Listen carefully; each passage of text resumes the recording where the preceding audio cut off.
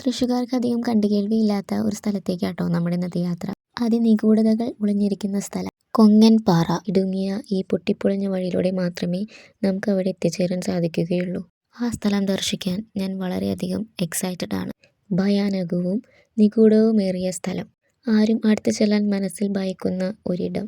പേടിപ്പിക്കുന്നതും ഭയം കൊള്ളുന്നതും അതിലേറെ പ്രകൃതി സൗന്ദര്യവും നിറഞ്ഞിരിക്കുന്ന ഒരു സ്ഥലമാണിത്. പ്രകൃതിയുടെ ഈ ദൃശ്യ മനോഹാരിത നമ്മുടെ കണ്ണുകൾക്ക് കുളിർമയേകുന്നു. മനുഷ്യർക്ക് ചിന്തിക്കുവാനോ അളക്കുവാനോ സാധിക്കാത്തത്രയും ആഴമുണ്ട് ഈ പാറക്കുളത്തിന്. ഈ പാറക്കുളത്തിന് നടുവിലായി ഒരു വലിയ പാറ സ്ഥിതി ചെയ്യുന്നുണ്ട്. ഇതെങ്ങനെ ഉണ്ടായി? അതായിരിക്കാം നിങ്ങളുടെ മനസ്സിൽ ഇപ്പോഴുള്ള ചോദ്യം. അതിനുള്ള ഉത്തരം ഇതാ. ഈ സ്ഥലത്തിൻ്റെ പേര് പോലെ തന്നെ ഇവിടെ പണ്ട് നിറയെ പാറകളായിരുന്നു. പാറകൾ പൊട്ടിക്കാൻ വലിയ ബുൾഡോസറുകളും ലോറികളും മണ്ണുമാന്തി യന്ത്രങ്ങളും വരുമായിരുന്നു.